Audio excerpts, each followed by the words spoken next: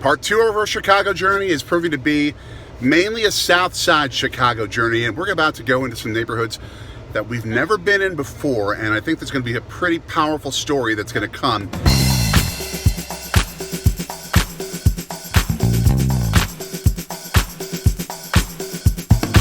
We have traipsed through the Chicago freeway system and the traffic. Oh my gosh. And we have found a friend from Milwaukee. Many of you might know her, Shannon. How are you? We are so excited to meet up because we are going where?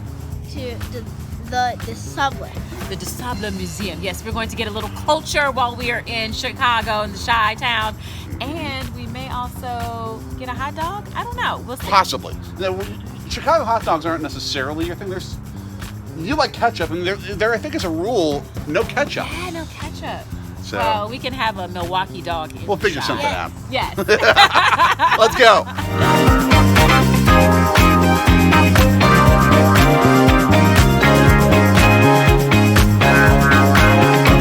Right there is the University of Chicago in the Hyde Park district of Chicago, South Side. And we are at a place where Miss Shannon has gone before, and this is going to be a bit of an experience at the DUSABLE Museum. What is so moving about this place that you've I think just the fact that we have living history here at the museum, and also it kind of chronicles the Black experience in America. So let's check it out. Let's do it.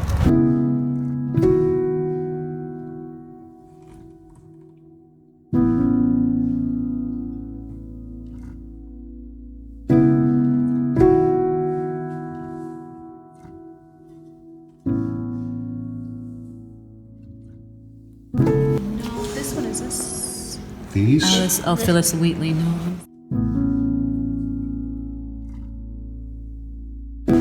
There's something about this kind of work that like it has a kind of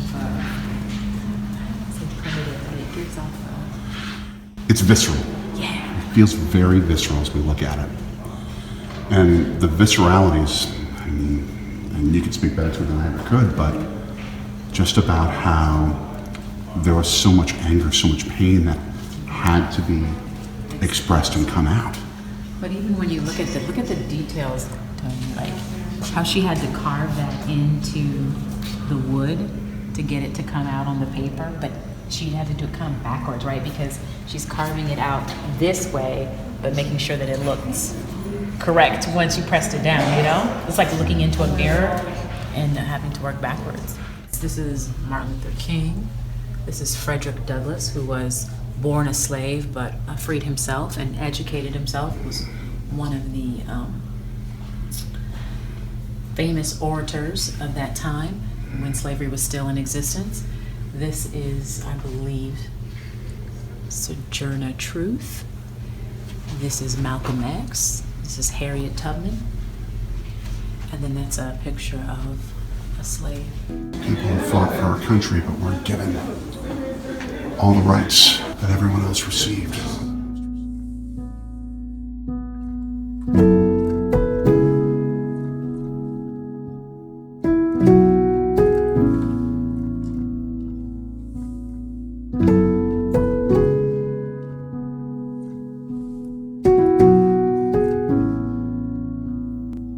And plans to bring communities together have succeeded.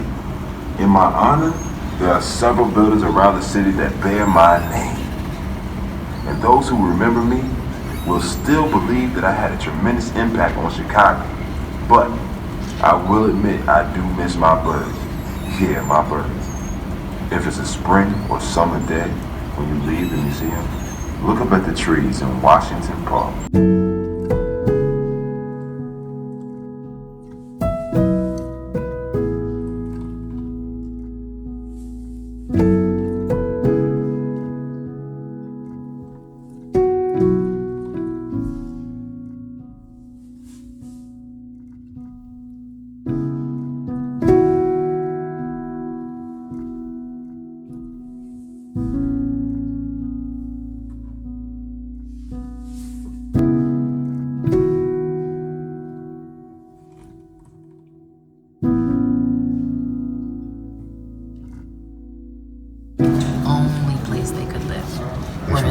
look at this, what does all that mean? Whites. Under 1%. The only neighborhoods where African Americans were allowed to So live. they box them into a certain neighborhood. So they were forced to live there?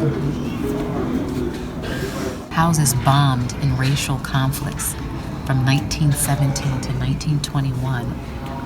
Several homes in racially transitioning neighborhoods were bombed. Many believed white residents detonated those bombs to scare African Americans from their neighborhoods.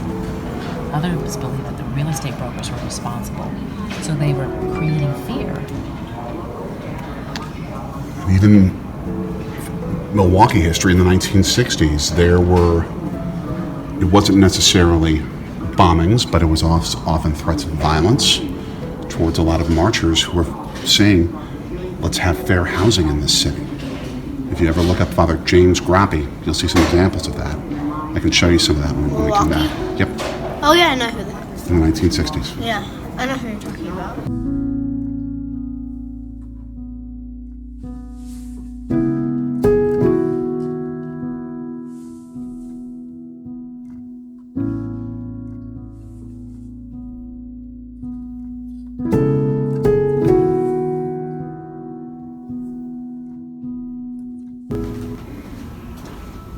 Stories of the slave ships. It's incredible to think how crazy and just how wrong it was that, little buddy, your great-great-grandparents, my grandparents, came over on ships in 1900 from the southern part of Italy to the United States, probably with much more room on a ship than we had here per person, knowing they would have opportunity. And sickeningly and wrongfully, Shannon, this is what your ancestors endured. Yep.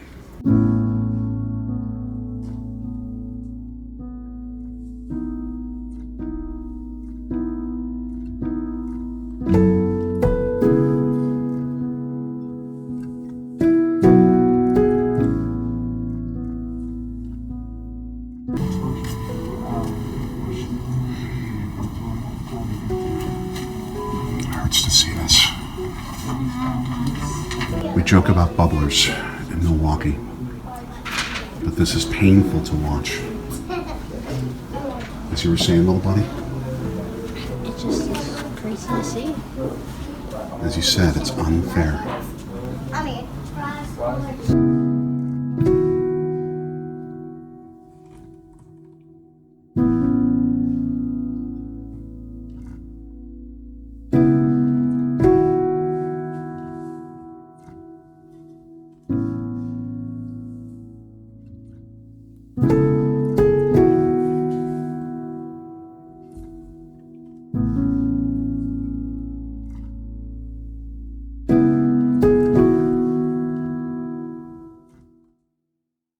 I could sense that you felt a bit like it hurt to watch some of it. It actually hurt to see some of the exhibits there. I wouldn't say it kind of did, but there are only just a couple things. But other than that, it was just a cool experience. What does it teach you? Just what's happened in the history of Chicago and the history of America. And I also feel a lot of it too, and I think you can speak to it because you've been there a couple of times now. Mm-hmm. What that history teaches us about today, and how we need to respond, how we need to react. Well, I think the first thing is we need to respond and not react Boom. to what's going on, but being very conscious of looking at history's past to make sure that we don't repeat it, because what happened in the past produced a result that now is showing its ugly head again. So I think it's important for us all to go to these museums because it's a place where history is preserved and we can see it in different forms, whether it's art, pictures, artifacts, all of these things giving us an idea of what it was like back then. But I'm just glad that we got to experience it together. And as you said, it was some interesting things, and maybe later on, Anthony, when you get older and you experience things and you meet new and different people, this experience will help you to relate to them better or to be open enough to ask questions when you don't understand. Yeah, and I would really recommend you check out on the first floor the Mayor of Chicago exhibit. That was really cool. Miss Shannon, this has been spectacular. Thank you for giving my son and giving us this amazing piece of a part of America that perhaps we don't understand anywhere near well enough. And it was a blast too. A blast. Well, we get understanding by exposing ourselves to different experiences and having conversation. And that's what we do all the time, right, Jay? Boom. And thank you for being my Uber Black today. Deal. Anytime, my friend. Tony, you know it's always a positive time when I'm with you. Okay. Next destination, pizza and Chicken tenders!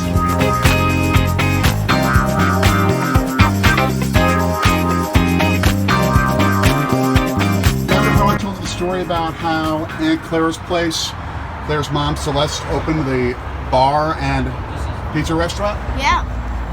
Well, basically, this is the kind of place Vito's over on Pulaski here in Chicago is the same kind of place. It opened up decades ago as a pub, but they just served pizza, a thin crust style like what we have in Milwaukee. And it turned into one of the most well-known pizza places in Chicago. But the kind of pizza they make here is not what you think of Chicago style. Okay. Shall we?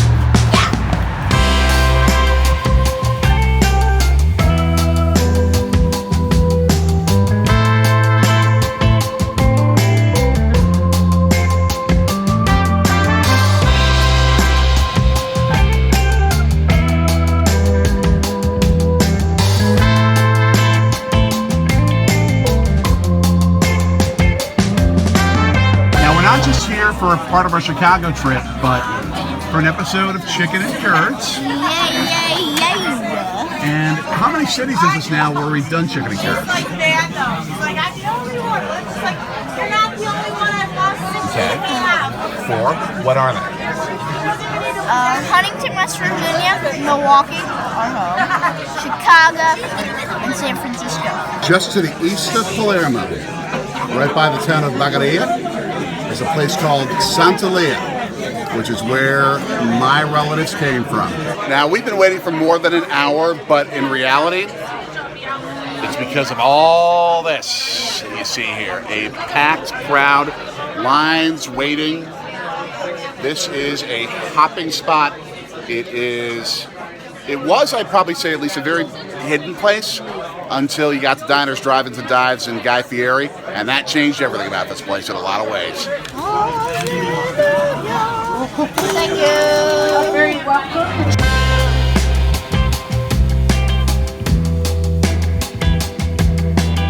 What you see here is the Italian beef pizza, it's a specialty here at Vito and Nick's. We got a nice piece right here, this Italian beef pizza. It is hot.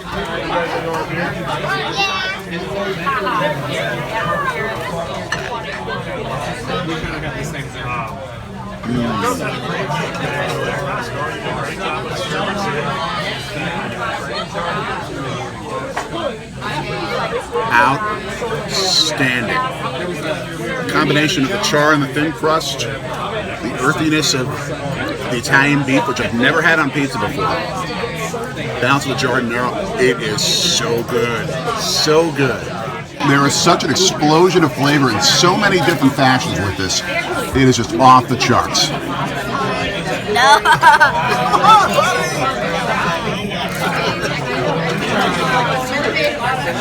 I'm not kidding in saying this might be one of the 5 best pizzas I have ever had in my life. It is that good.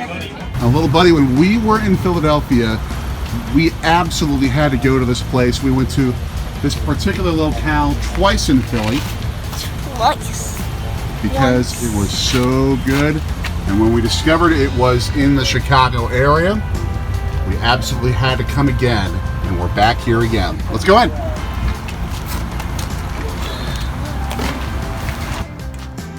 Could I please get the Swedish fish? You're amazing. Thank you. The flavors here, they usually don't have as favorite, which is Swedish fish. I got the mango when I was in Philadelphia with them. That is good. That is a great flavor. But they can custom make an order of a certain type if you have it ready. What they didn't have in Philadelphia were these custard styles, which may be more apparent to specifically their Chicago location, or more of the restaurant style, because we went to more of sort of the stand-up vendor. Yeah, just this, you just walk right up, say, here's what I want, they'll give it to you. That's simple.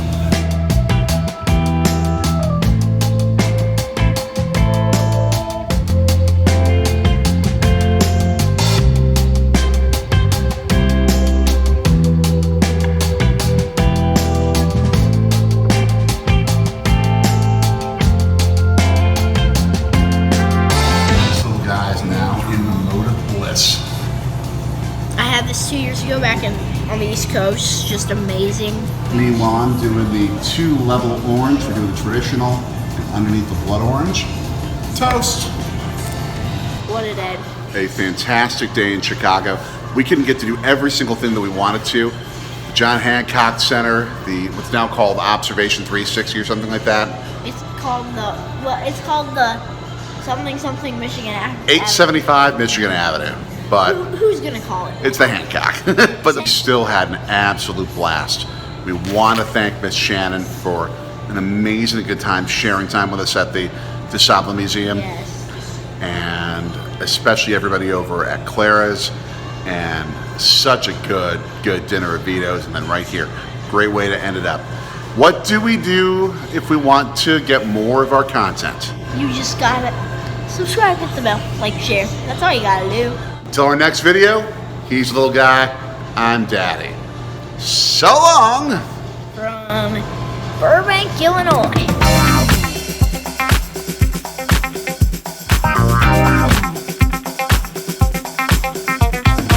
Last time you saw us in Chicago, it was sunny and, actually no, it wasn't sunny. Let's redo this. Blooper! In a quarter mile, turn right onto Illinois Route 171 south toward I-55. Well, that won't last long. You're not getting any shots of my chicken tenders. I'm gonna eat them like... Garlic bread. Homemade balls. Meatballs. Go Marquette! Beat Butler! No. No shot. You in Milwaukee might know, or Shannon. How are you? We are ready to go. What museum are we going to? I forgot already. Take 3 coming up. Look at the cute dog.